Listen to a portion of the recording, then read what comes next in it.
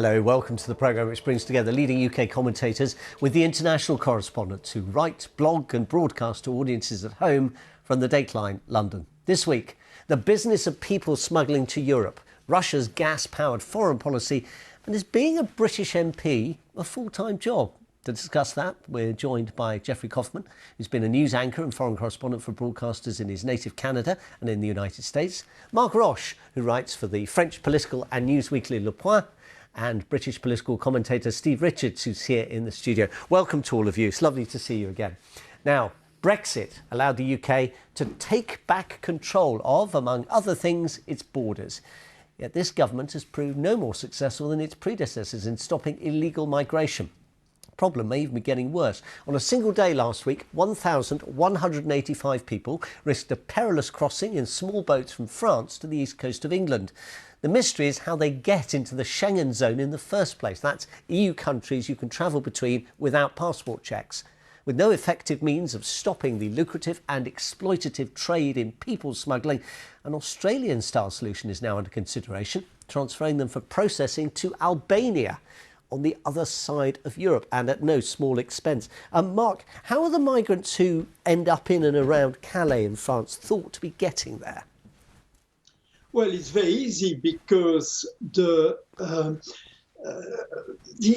really the point of the single market is free movement of people. So once you go in, you can go anywhere. So you arrive in Calais because the closest to Britain, they all want to go to Britain because they either have family there, because they speak English, because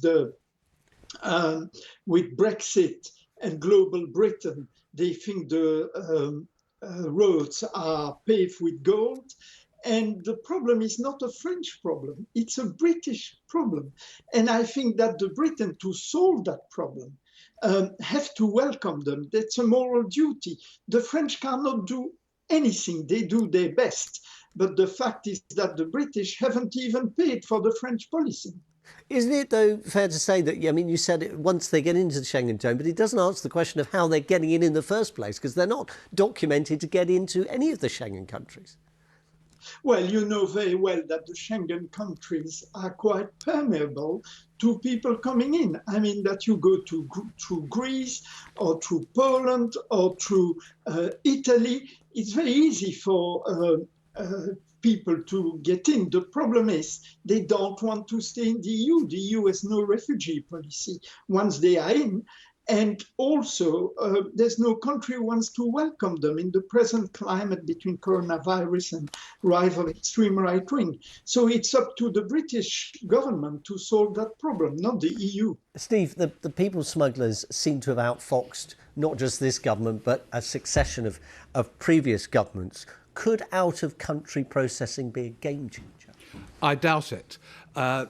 This has always been an option. I remember when Michael Howard was leader of the Conservative Party in opposition, he came up with the idea of an island where this processing could happen. This is kind of early in the century, isn't it? Early in the century. And Tony Blair, who was very defensive on this and pretty wary of taking the Conservatives on over this issue. So where is this island? You know, and it couldn't be specified. Now we've heard about Albania, but we've also had senior figures in Albania saying, no, we're not going to do this.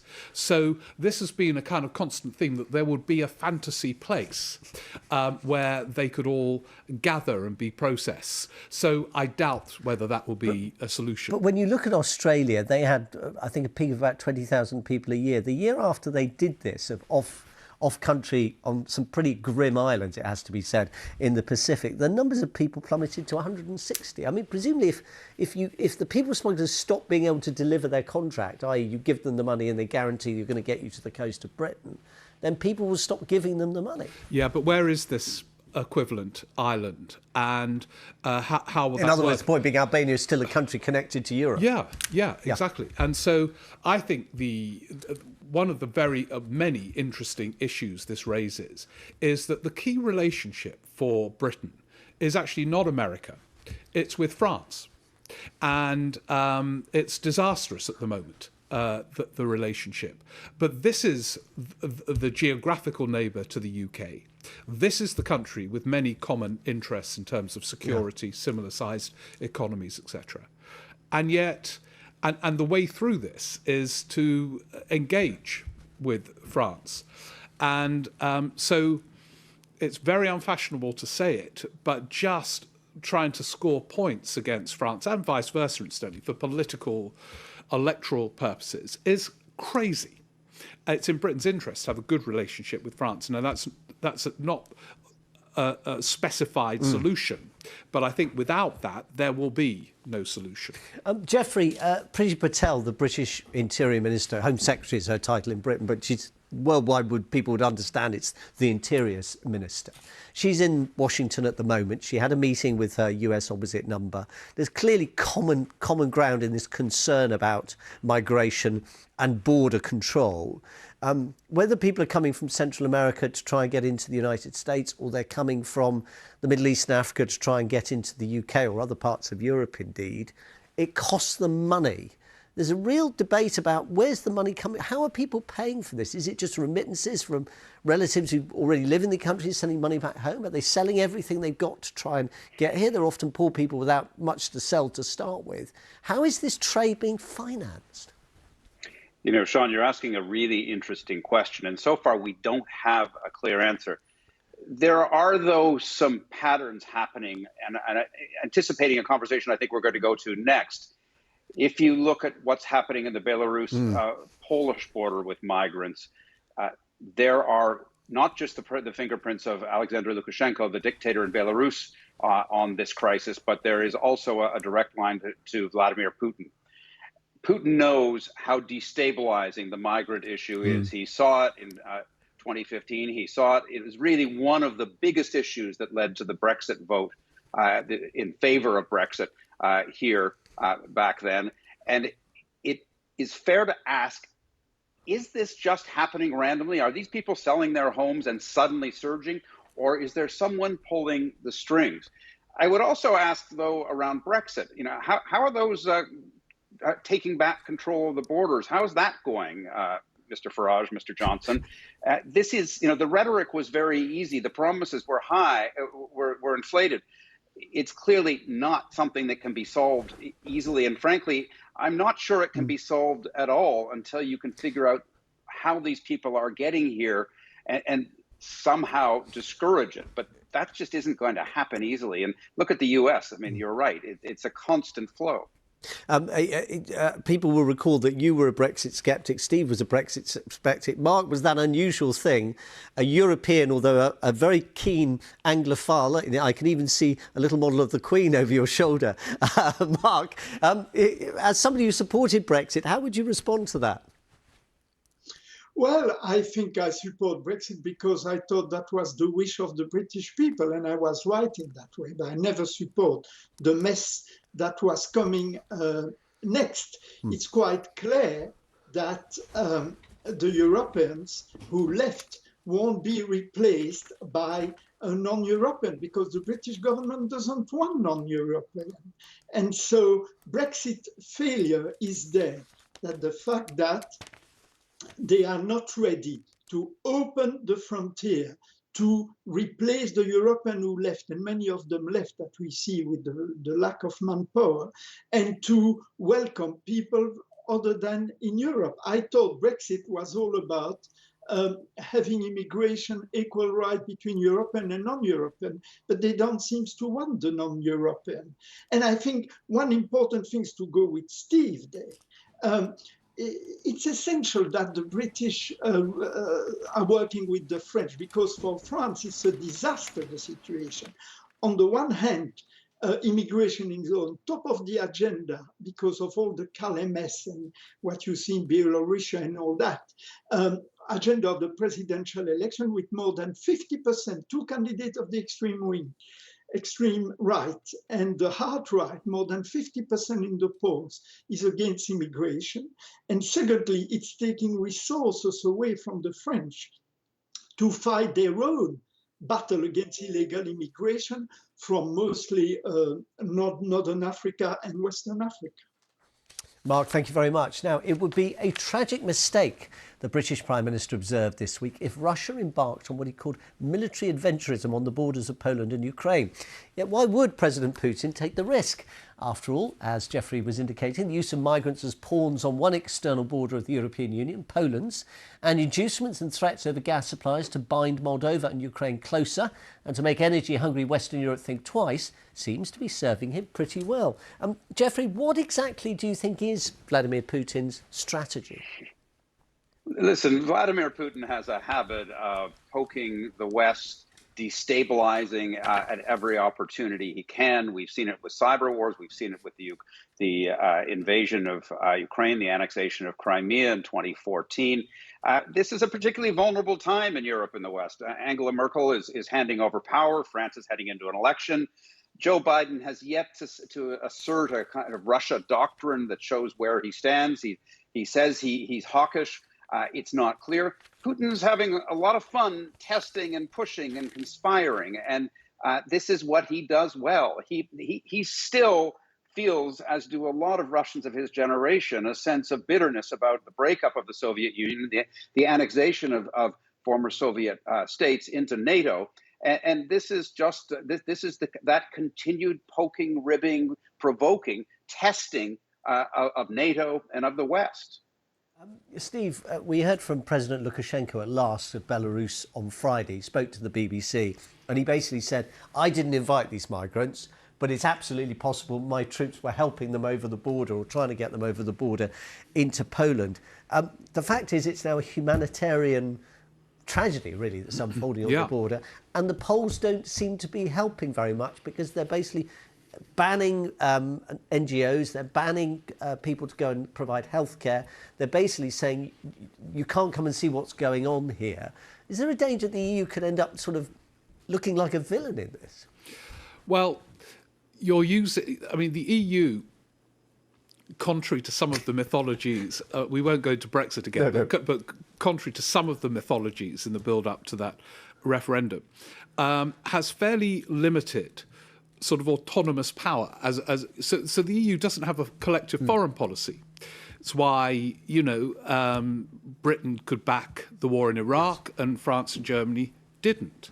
So, but this is effectively ending up being about one of its member states does on its border. Yeah, and so it reflects on all Europeans. Indeed, and they will have to work out what to do about it. But the point I was making in a way is that the mechanisms, when there is an internal crisis, you say a humanitarian crisis now, in one of its countries, is not wholly formed.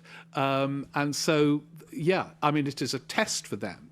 I think to say it's a failure for them at the moment implies there were many levers to pull and they haven't pulled them. Those levers don't exist. They're going to have to get their act together collectively and try and do something. And you're right, because it's one of its members, there is that obligation. But the mechanisms aren't really in place. Is this kind of, in a sense, one of the problems, Mark, that part of this is the constant thought in European minds, in the minds of the diplomats and the political leaders, is what's Putin up to? Do we want to provoke Putin? I mean, it was very interesting that Lukashenko said a few weeks ago, well, the next thing I could do is stop the gas getting to Western Europe that has to flow through the pipelines that come from Russia. Whether or not he's going to do that, presumably energy has kind of compromised a bit how strong European response has been, whether to Belarus or to Russia. Well, the EU is really depending on Russian gas. 35% of the consumption comes from Russia. And of course, the three countries that depend the most, more than 50% of their needs, is Germany, France, and Italy. And those are very important EU countries. So there's no leverage there. And there's also the suspension by the German regulator of the Nord Stream pipeline between Russia and northern Germany, which is not helping the situation and energy situation in general. It's really bad on the supply side.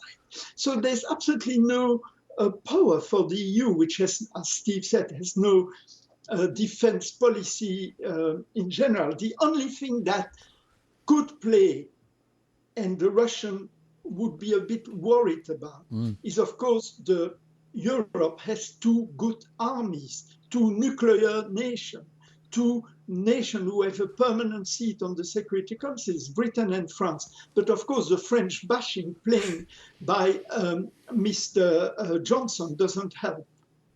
Geoffrey, you mentioned this whole question of a Biden policy isn't clear, but it's clear that when Putin massed troops on the Ukrainian border, Joe Biden hastily agreed a summit, and they had this big theatrical event in Geneva when suddenly there were two politicians on the same status again, which I'm sure President Putin was very pleased about. But I wonder if there's a danger potentially of an accidental crisis here, that we're pushing up the idea of Ukraine getting membership of NATO. The British said this week they're going to start selling weapons to Ukraine. Could Putin be in a situation where he might act sooner rather than later because he fears the consequences of what might happen later? He's already gone into part of Ukraine, Crimea. He went into Moldova. The so-called peacekeepers have never left. I mean, one wonders a bit about the stability here. You know, Sean, I think it would be unwise to try to speculate what Putin's real motives are. He did this in 2014. He invaded. He annexed Crimea. He did it in the spring. Put 90,000 troops on the border, and then he pulled back. Now he's doing it again. You know, is he playing bluff? Is he just provoking? Is he testing to see how much Biden and the EU will tolerate this kind of provocation? We simply don't know. But of course, there's always the danger when you're talking about militaries, when you're talking about potential invasions, that things go wrong, that missiles are fired, accidents are happen, people are killed, and it escalates. You know, this is very much on both sides a war for the hearts and minds of their people. Putin wants his people to believe that he is a champion for Mother Russia and that he is going to reclaim its former glory. You know, but to go back to you know the Belarus Polish migrant situation, there is also a huge public relations problem because winter is setting in, and whether or not Putin and Lukashenko have provoked this, it is going to be hugely problematic to defend not letting people in if they are literally freezing to death on the Polish border. So Putin is playing this kind of weaponizing of migration. This provocation in Ukraine. Putin is playing a really hard ball right now, and it's not clear where this takes us. But it's a very frightening situation, particularly when you see the real lives at stake here. Geoffrey, thank you very much. Now, a fortnight ago, Boris Johnson dragooned his parliamentary colleagues through the division lobbies in the House of Commons to defend a friend and former minister who'd been found to have breached the rules on outside interests. Last week, as we discussed on Dateline, Mr Johnson changed his mind. The MP concerned, facing likely suspension, quit Parliament altogether. This week, the Prime Minister has described his original position as a total mistake and announced a crackdown against MPs taking second jobs. In the process, he's managed to unite the opposition and many in his own party in contempt for his leadership. I mean, Steve, he described it as having driven the car on a clear day into a ditch. Who or what have been the casualties of that lamentable piece of political steering? You've got about half an hour. Well, let's talk about his leadership. Boris Johnson, it's become a cliche, has often got away with things and remained incredibly popular. What we know for sure at the moment is, as you've said, his own MPs are deeply unhappy about the last 2 weeks. And that makes a Tory Prime Minister more fragile. The Tory Parliamentary Party has become as difficult to deal with in government as the Labour Parliamentary Party, when it's in government, used to be at times, a long time ago. So that's one consequence. There's another consequence about whether the polls are shifting. There is conflicting evidence about that. But if they do, his great ace card, his source of authority, a poll lead and a perception that he's a great election winner, goes. But then there is a wider issue about what the UK wants that Westminster Parliament to be doing. And already, I think, the fashion for electing local people based on their contribution to the local community has led to less weighty representation in the House of Commons. And by turning this into an issue about second jobs rather than an attempt by Boris Johnson to help his mate, the Tory MP Owen Paterson, who's now gone, means there's a risk that you actually even narrower the pool further of those who want to go into politics. So I don't think second jobs are inherently catastrophic for elected politicians, but that could be a third consequence, that you narrow those who go into the Commons, and that would be a bad thing. Yeah, and Mark, it seems to become almost a theological debate about kind of how many hours and what sort of jobs are acceptable. I mean, as an outsider, and as I say already, an Anglophile, so somebody who has an affection for the UK and all the kind of unusual things about its system, what's your take on this? Is it a meaningful discussion we're having? Well, it is, because, one of the things I've admired since I arrived here, it's the MPs, the hard work they do.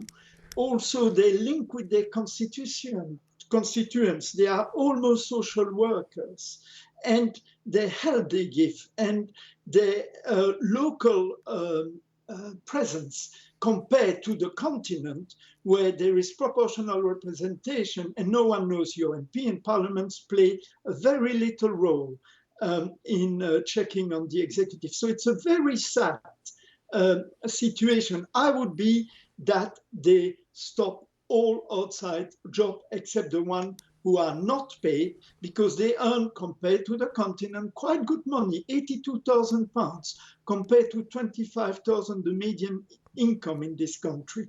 So there's no need to do extra work that is taking on their heavy workload. But on the whole, I'm a great defender of the British Parliament. It is a marvelous institution. The House of Commons, not the House of Lords. We'll leave that one for another. We'll leave that from another night. That's a whole separate programme. Steve, it might be helpful because you talked about this kind of change in the not necessarily the quality of MPs, but the experience, the range of experiences. Give us a kind of taxonomy of Tories. Is there almost a distinction between the kind of pre-Johnsonian Tories and the Tories that have come in since his big, massive win in 2019? Yeah, I mean, if you win in areas which were traditionally Labour, you're bound to elect different types of MPs, and they, on this issue, are very clear. Most of them are thrilled to be earning the level of income that an MP gets, whereas some of the older guard think, oh yeah, we can earn a lot more, and what the heck's going on that this is all being stopped? So it is an example of quite a significant divide, and this issue has thrown it up, but I think other issues will do so and would have done so, because this is highly unusual what's happened. It's been called the Red Wall, and there's now a sort of acceptance that this has happened. But it remains remarkable that a party that in the 1980s got nowhere near any of these seats won loads of them. Now, and it's still being worked through, actually, what those implications are. And what the consequences are in policy terms, Geoffrey, because, I mean, one of the other things that the Red Wallers, the people in the north of England, in particular, those previously Labour seats, might have been a bit miffed by is this announcement this week on transport and train connections, which might seem very parochial to people watching around the world, but actually seems to be a bit of a litmus test for the government. Oh, it's not parochial at all. I mean, this is, every country has inequities. The economy of this country is so centralized in London and the South. This north-south divide that you hear about so much. Boris Johnson ran on the principle of leveling up, reaching out to the north, creating structures so that the economies of the north could grow in the 21st century. And a big part of that is high-speed rail. The UK is so far behind Spain and France and so many other countries in high-speed rail in Europe. It's laughable. And HS2, High Speed 2, the project underway that he cut back this week, he cut it back to the eastern side of the country, up to Leeds and all the way to Edinburgh, but he kept the arm going up to Manchester through Birmingham. He has now created an east-west divide in the north, and it has not been received well. The notion that the country can't afford it is being countered with, you can't afford not to do this. You've got to build an infrastructure for the 21st century, and that red wall that the blue wall, pardon me, that Steve talked about, or that knocked over the red wall in the last election, i.e. the election of so many Tories in traditional Labour seats, is really now in question, certainly in the East, in places like Leeds and Newcastle. that had expected to be part of this new opportunity that's going to take years to build. It's under construction now. And now he's dialed it back. So, Boris Johnson ran on very few policies. Jeffrey? Taking back control of the borders from migrants, levelling up. Both of those are now undermined. Jeffrey, Steve, Mark, thank you all very much. Lovely to talk to you again. We're out of time. Do join us again, same time next week for Dateline. Have a good weekend. Goodbye.